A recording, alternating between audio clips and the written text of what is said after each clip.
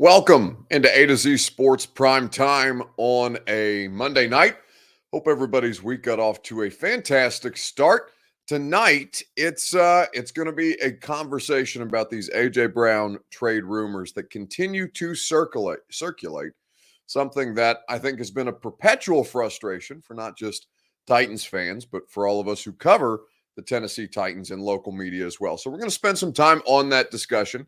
We'll talk about the Titans and that 26th overall draft pick, where I believe they should go with that selection, given the latest developments. Now that we're a little further into the offseason and some things have become more clear. And then to wrap things up, we'll get you out of here in time for the national championship game between Kansas and North Carolina. And I'll ask you who you got tonight later on in the show. Before, though, we get started, I need you guys to share this show on Facebook, on YouTube, on Twitter, and on Twitch. If you're hanging out with us on Facebook Live, you can share now to public. That's in the bottom left-hand corner of your screen. If you're on Twitter, please retweet the show. That is in the bottom right-hand corner of your screen. YouTube and Twitch, please subscribe to the channel.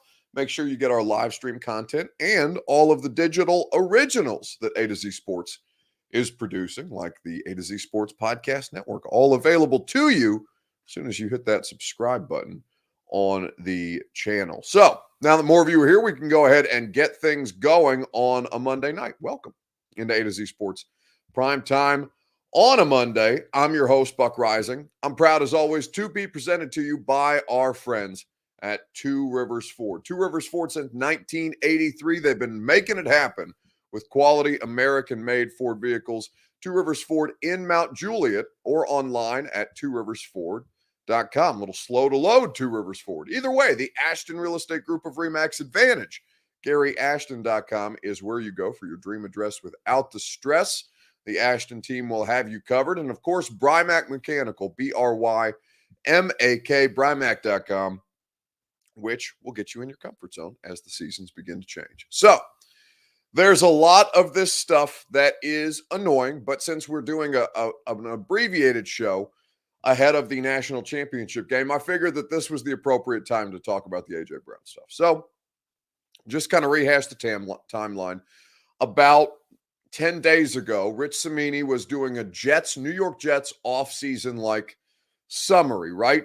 What they need to do, what they have already done, what might have been in play, and how, for example, in the case of the Jets, since they were in on the Tyreek Hill trade, Tyreek Hill ultimately chose to go to the Miami Dolphins instead, or at least the Dolphins put together a more appealing package for Tyreek Hill, and the Dolphins probably a little closer to success than the Jets are right now. You had this whole situation where the Jets swung and missed on Tyreek Hill, and so now they still are in the market, still thirsty for a game-changing wide receiver. Now, there's only a couple of those kind of guys, game-changing wide receivers, and there are three who are coming into contract situations that Rich Cimini said were worth monitoring. DK Metcalf with the Seattle Seahawks, Deebo Samuel with the San Francisco 49ers, and then A.J. Brown with the Tennessee Titans. And to go through when this came out, I think people freaked out a little bit.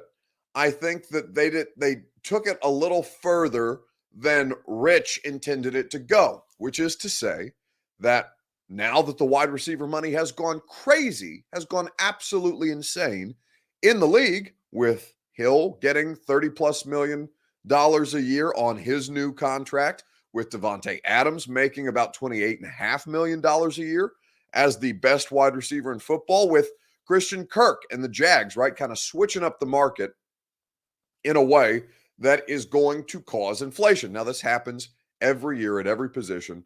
Well, not every year at every position, really. The running back has seen a decrease in salary as far as that's concerned. But when you look at the wide receivers, as things have gotten more involved in the passing game, wide receiver is a higher priority than it's ever been, and people are paying like it. So you looked at the circumstances for the Jets, and the Jets were monitoring what Rich Cimini said. The Jets are monitoring wide receivers in contract years whose teams may be up against the cap. Tennessee Titans fit that situation. Stephen Birdwell says, trade him, Buck, get the assets and run. Well, we can talk about that here in just a second. Since Stephen wants to get in there with the opinion, we'll go ahead and ask you your opinion on your Two Rivers Ford take. The question that we are asking you is this: what would it take for the Titans to trade A.J. Brown? Let me know on Facebook, on YouTube, on Twitter, and on Twitch. We'll talk about it together. What would you think is a fair exchange for the best wide receiver that the Titans have, probably the most talented wide receiver that the Titans have ever had? Let me know on Facebook, YouTube, Twitter, and Twitch. We'll talk about it together right after I, of course, tell you about the people who make the take possible. That is Two Rivers Ford. Two Rivers Ford in Mount Juliet. Since 1983, they've been operating with honesty and integrity and making sure that you get exactly what you need as their customer. Two Rivers Ford has the Built For You program, which leans into that even more. They will help you customize any new Ford vehicle with any available colors and any of the customizable accessories that come with that vehicle. They'll build the thing for you, then deliver it right to your door. Not only that, they have award-winning customer service, a non-commissioned sales staff that puts zero pressure on you throughout the car buying experience, and one of the state's largest selections. And if you need somebody to let you know when a vehicle you like is coming in, Two Rivers Ford can do that for you too. All you have to do is give them a call and let them know that this is what you're on the lookout for. And as new vehicles come onto the lot, as they do every day, they'll make sure that you get exactly what you need. Two Rivers Ford in Mount Juliet or online at tworiversford.com. So, is there any scenario in which you think an A.J. Brown trade would be worth it? For Karen O'Keefe, she said, and let me say this on the front end, all right? I wrote about this today. I talked about it on the radio show. The Tennessee Titans have no interest whatsoever in trading A.J. Brown. Just because the Jets are interested in wide receivers does not mean that the Titans have to be interested in whatever they may be offering. But everybody, no matter who the player is, has a price. Everybody has this situation. Whether it's Russell Wilson or Tyreek Hill, everybody can be had for the right price. No player is untradeable in the league, no matter how much you love him. And with AJ, in his circumstance, you're kind of looking at this and saying it would have to take a whole hell of a lot for the Tennessee Titans to move on from a player who notoriously at a position is difficult for them to draft, and also who fits exactly what they want, who has great chemistry with their quarterback, on and on and on these things go. Is there anything, though, that you would be willing to give up, say like the Chiefs did, and say, all right, the contract is going to be too much. We have a $500 million quarterback. This guy needs to be able to produce at a high level, or at least if he can't make another Tyreek Hill because of how good the quarterback is, at least make it possible for us to come up with something close to that with the 5 picks that we've gotten in exchange for Tyreek Hill. It would have to be bigger than the Tyreek Hill deal. Kevin Trumbull says, I would give Simmons the big contract because Brown has missed too many games. But Kevin, you make the mistake in thinking that you have to pick one or the other. You do not have to pick one or the other. The salary cap will go up.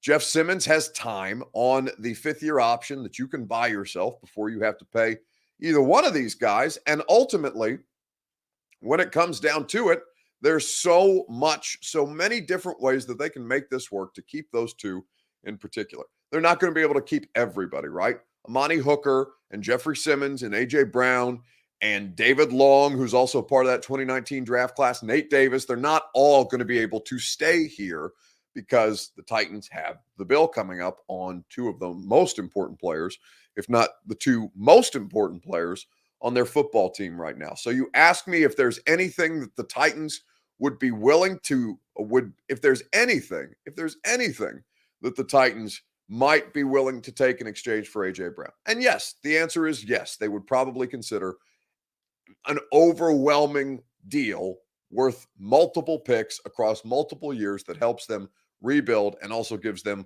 multiple opportunities to replace the player that they just given up, i.e. Kansas City. But the difference is Kansas City has a $500 million quarterback on their books, and the Titans will be able to move on from Ryan Tannehill after next season if they so choose. So these are all things that are going to be considered in this conversation. For Aaron Goff says, "Hey Buck and everyone in the chat. Now this is a surprise.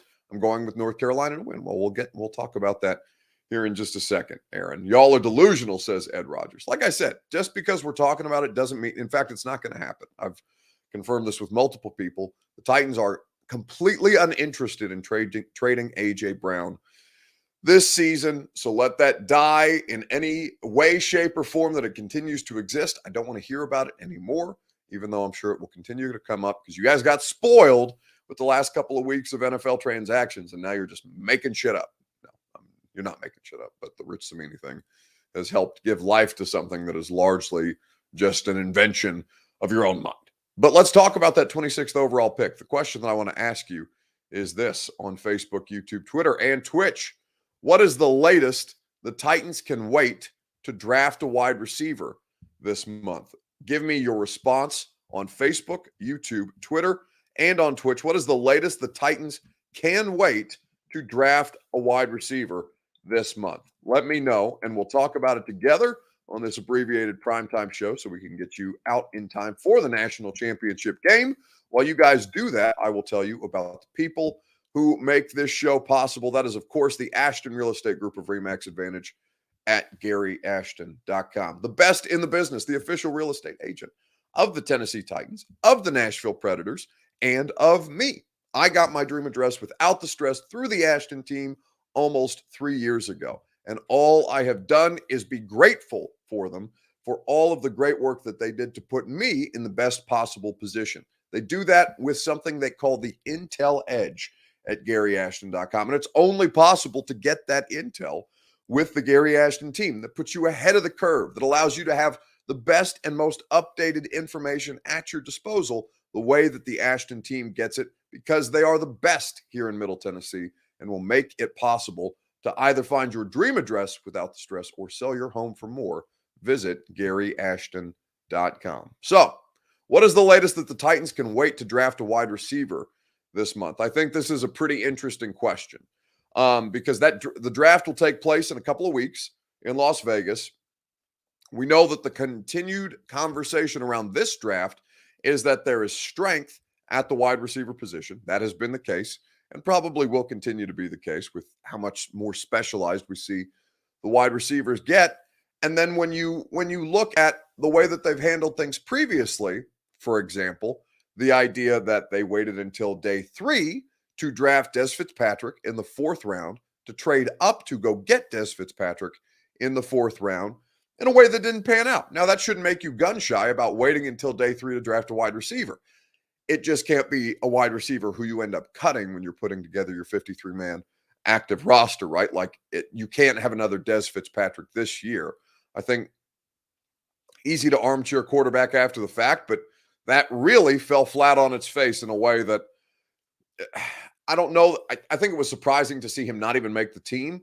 It was equally surprising to see them wait the way that they did, given that they had the option to select several different players that would have made their life on offense a lot easier. But this year also presents the same opportunity. And honestly, the philosophy, at least for me, the philosophy should always be best player available in the 1st round. And if that ends up being a wide receiver, then so be it. But I don't think that they should wait beyond day 2.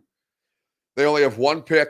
They have a 3rd round pick on day 2. They have no 2nd round pick as we sit here today. There was a trade today with the Eagles, and I believe it was the Dolphins, if memory serves, with an exchange of an exchange of 1st round picks, teams moving around like the Eagles moving around in the 1st round to get in on the quarterback action. So, if there's a quarterback that they like in the 1st round, then they have to take him. If there's a wide receiver in the 1st round that is the best player available on their board, take that wide receiver. Offensive line, the exact same.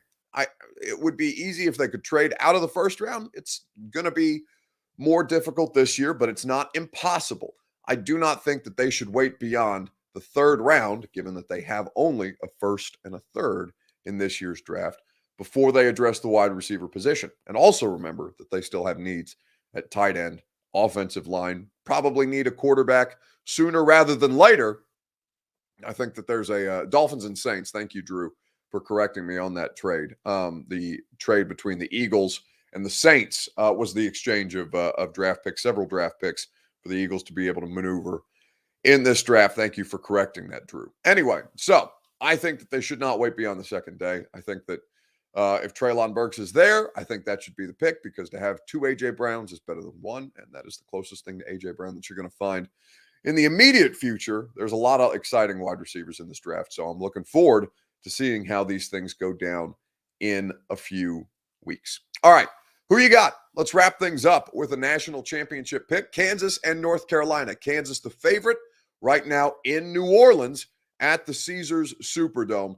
This is getting ready to take place in just about 20 minutes, and I want to know who you think is going to win the college basketball national championship. Let me know in the comment section. We will talk about it together. Who you got between the Jayhawks and the Tar Heels? We will do that momentarily right after I tell you about our friends at Brymac Mechanical. B-R-Y-M-A-K. Brymac.com is where you go for satisfaction guaranteed on all of your HVAC needs. Brymac has you covered.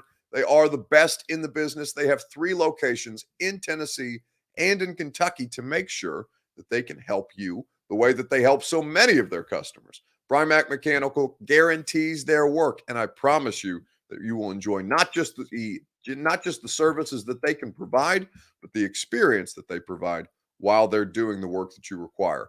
Brymac Mechanical, B-R-Y-M-A-K, Brymac.com. So, Kansas USC, or UNC, forgive me, Kansas UNC. Who you got tonight? Because I think this is a fun game. We've seen the way that North Carolina has rolled through Duke, through Baylor, the defending national champions. They had a pretty competitive game with UCLA along this same track, and now, the potential for them to beat Kansas in the same year if you're UNC. No team has done that since Digger Phelps way back in the 70s with Notre Dame, beaten those caliber of name brand basketball teams one after another, much less in the same season. So to do that, it has been impressive, and North Carolina has found ways to kind of figure things out late in the season to get to this national championship game. And then there's Kansas, who's just killing people. They were winning with defense in the early part of the tournament. Now they're blowing teams off the line or off the ball. I know that's a football term, but you get my point. They're killing teams with their offensive efficiency. Kansas is as complete a team as you'll find right now. And, I think either way, it's house money that you're playing with if you're a Kansas or a UNC fan. Kansas has been in this game several times. Bill Self only has 1 championship to his name. North Carolina has been in this game 12 times, and of course they have multiple championships across many generations of basketball and many great players that have come through that program. Hell, this isn't the first time that they've been. They were just in the title game a couple of times in the last several years. Like, UNC is perpetually here, but they've done it differently and certainly under a different coach in Hubert Davis. So looking at everything, I bet Kansas -4. So it feels like Kansas is going to be a little bit overwhelming at this point. And I love that college basketball gets to have its spotlight put on it here in just about 20 minutes. And hopefully it ends up being a competitive game, unlike last year when Baylor just ran Gonzaga out the gym. But abbreviated show tonight. Appreciate you guys speeding through it with us. Thank you as always. Back at our normal time, 8 p.m. tomorrow, and we will get into some draft conversation there as well. Radio show, a lot of fun, 10 to 1 on 104.5 The Zone. Tony Vitello, the Vols baseball head coach, is going to be on the show, and we've got a lot of different things to discuss across the league. Enjoy your evening. Enjoy the national championship game. We'll talk to you guys on the radio show, and if not, on primetime tomorrow night.